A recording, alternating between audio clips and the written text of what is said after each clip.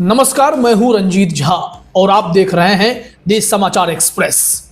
चौतरफा आरोप झेल रहे सीईसी ज्ञानेश कुमार और उनके साथी चुनाव आयुक्तों की नींद एक बार फिर से सुप्रीम कोर्ट ने उड़ा दी है। दरअसल सीजेआई सूर्यकांत के सामने इन तीनों चुनाव आयुक्तों से जुड़ा एक ऐसा केस पहुंचा जिसके बाद खुद सीजेआई सूर्यकांत ने ही नोटिस जारी कर दिया है सरकार को और इस पर बड़ी बहस भी होगी। और इस मामले में जो केस है उसे जानते ही सीईसी ज्ञानेश कुमार भी बेचैन हो उठे होंगे, क्योंकि सीजेआई सूर्यकांत ने अगर इसमें फैसला लिया तो चुनाव आयुक्तों को जेल जाने से कोई रोक ही नहीं पाएगा। अब आप सोचेंगे कैसे? हाल ही में राहुल गांधी ने पार्लियामेंट में दहाड़े मारते हुए कहा था कि सीईसी ज्ञानेश कुमार हो या चुनाव आयोग में बैठे हुए तमाम अधिकारी जिन्हें मोदी जी ने इम्यूनिटी दी है ना, वो भूले नहीं कि अगर हमारी सरकार आई तो हम बैक डेट से कानून बदलेंगे और सबको ढूंढ ढूंढ कर सलाखों के पीछे भेज देंगे, एक्शन लेंगे। याद है ना आपको? And I want to assure the election commissioner that they might be under the impression that this law lets them get away with it.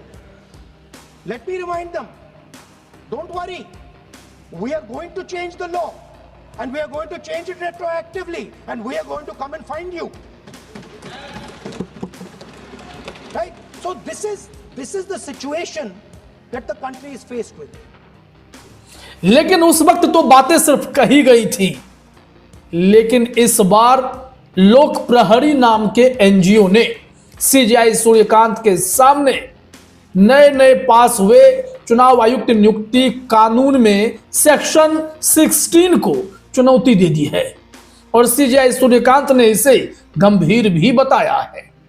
यहां तक पोल खुली कि बहस के दौरान लास्ट मिनट पर सरकार ने उसमें यह प्रावधान जोड़ दिया ताकि चुनाव आयुक्त मनमानी करते रहें, उनका कोई बाल भी बांका नहीं कर पाए। सबसे पहले यह समझिए कि केस कैसे सुप्रीम कोर्ट पहुंचा है। 2023 में केंद्र सरकार ने chief election commissioner and other election commissioner appointment conditions of service and term of office act 2023 पास किया था। इसमें तो सबसे पहले जो अपॉइंटमेंट कमिटी है उससे सीजेआई को बाहर का रास्ता दिखा दिया गया था, which will make it very clear that the BJP is directing and using the election commission to damage India's democracy. The first question, why is it that the CJI was removed from the selection panel of the election commissioner? यह case अभी भी supreme court में pending ही है, लेकिन इसमें कानून की धारा 16 है, सेक्शन 16। ये क्या कहता है जरा देखिए अपने स्क्रीन पर कि सीईसी या कोई इलेक्शन कमिश्नर चाहे वे अभी पद पर हो या रिटायर हो चुके हों, उनके खिलाफ कोई भी अदालत सिविल या क्रिमिनल केस और उनके आधिकारिक काम ऑफिशियल ड्यूटी के दौरान किए गए किसी भी काम, बात या फैसले के लिए केस नहीं सुन सकती। मतलब आप लाख बेईमानी कर लें, आप अपने पद का दुरुपयोग करते रहें, मोदी जी का यह कानून इन चुनाव आयुक्तों को बचाए रखेगा। और मोदी जी ने पसंद के सीईसी ज्ञानेश कुमार को बनाया है। क्यों? अमित शाह के पहले वो सेक्रेटरी हुआ करते थे। No prime minister has done this in the history of India. In December 2023, this government changed the law. They changed the law to make sure that no election commissioner could be punished for any action they take while they are election commissioner. Yes. Immunity. Why would the Prime Minister and Home Minister give this gift of immunity to the election commissioner? Why would they need to give this tremendous gift that no Prime Minister has given ever before to the Election Commissioner. Mr. Shah is looking into the ceiling. Maybe he will answer this question when he speaks. अब देखिए कि अगर चुनाव से जुड़े उन्होंने कोई भी फैसला लिया तो उसके लिए वो लाइफ टाइम के लिए सुरक्षित हो गए हैं। यह कहने के लिए तो बड़ा आसान है कि चुनाव आयुक्त निर्भीक होकर काम करेंगे, लेकिन इसकी आड़ में अगर गलत करेंगे, मनमानी करेंगे, बेईमानी करेंगे, तब भी कोई उनका कुछ बिगाड़ नहीं पाएगा। और इसी कानून को, इसी धारा 16 को सुप्रीम कोर्ट में चुनौती दी गई। अब समझिए कि सुप्रीम कोर्ट में यह याचिका किसने दाखिल की है और उसमें क्या मांग की गई है। एनजीओ है लोक प्रहरी, उसके सेक्रेटरी हैं एसएन शुक्ला, जो पूर्व आईएएस हैं।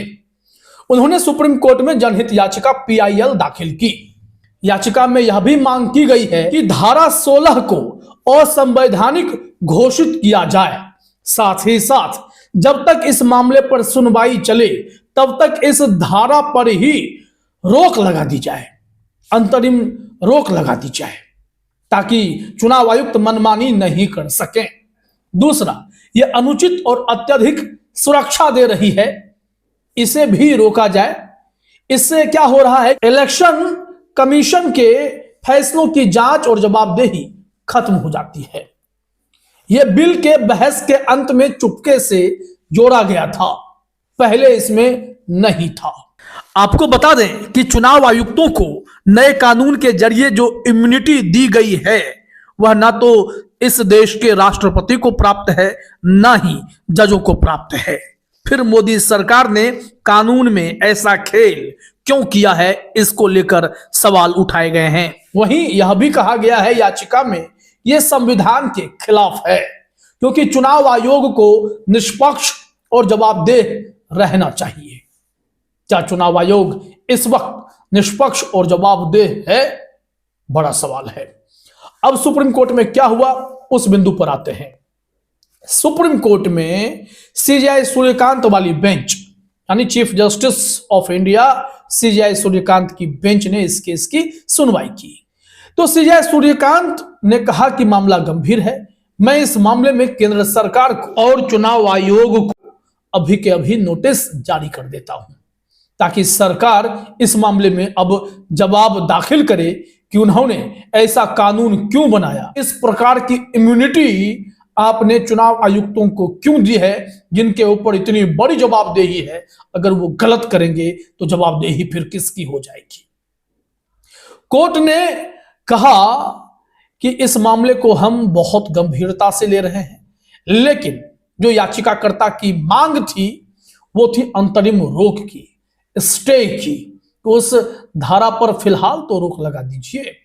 जज साहब ने कहा कि नहीं, मैं इसमें अभी रोक नहीं लगा सकता जब तक कि दिए गए नोटिस पर कोई ठोस जवाब नहीं आता है। इस मामले में सरकार का पक्ष हम जान नहीं लेते हैं। अमूमन बड़ी बड़ी अदालतें यही करती हैं, जब मामला सरकार से जुड़ा हुआ हो तो एक पक्षीय कोई ऑर्डर नहीं आता है सरकार का पक्ष सुने बिना, चाहे वो कैविएट फाइल करे या ना करे। अब देखिए, यहां कहा जा रहा है अंतरिम रोक से इनकार तो कर दिया गया, कहा गया कि अभी धारा 16 लागू ही रहेगी जब तक अंतिम फैसला नहीं आ जाता है। ऐसे में यह मामला महत्वपूर्ण है। आगे बंगाल चुनाव है और बंगाल चुनाव में भी कई आरोप हैं। एसआईआर जैसी प्रक्रिया जिस पर कई प्रश्न चिन्ह हैं, बार बार सुप्रीम कोर्ट में केस भी जा रहा है, इसके बावजूद भी सीसी ज्ञानेश कुमार बिंदास अपने काम किए जा रहे हैं, क्योंकि उन्हें पता है कि उनके लिए गए किसी फैसले के लिए उन्हें कभी भी जवाबदेह ठहराया ही नहीं जाएगा। तो यह अपने आप में बहुत ही विचित्र और बहुत बड़ा कानून उसमें जोड़ा गया जो इन्हें प्रोटेक्शन दे रहा है। यह कानून सरकार ने बनाया ही इसलिए है कि चुनाव आयोग के जरिए अपनी इच्छा वो पूरी कर सके और दबाव बना रहे, कोई कानूनी चुनौती दे ही ना सके। अब देखिए, इस मामले में सुप्रीम कोर्ट में केस खुल चुका है। क्या चुनाव आयोग में बैठे लोग भगवान हैं? वो गलती करेंगे तो उसके लिए उन्हें माफी मिलेगी? तो यह गंभीर सवाल है, इसका जवाब मिलना चाहिए। तो देखते हैं सीजेआई सूर्यकांत कैसे इन लोगों को और भी बड़ा झटका देते हैं और चुनाव आयुक्तों को भी यह साफ मैसेज मिल जाए कि आपको काम अल्टीमेटली देश के लिए, जनता के लिए ईमानदारी से करना है, ना कि किसी का हुक्म बजाना है। फिलहाल इस वीडियो में इतना ही। आप तमाम साथियों का हमसे जुड़ने के लिए बहुत बहुत धन्यवाद।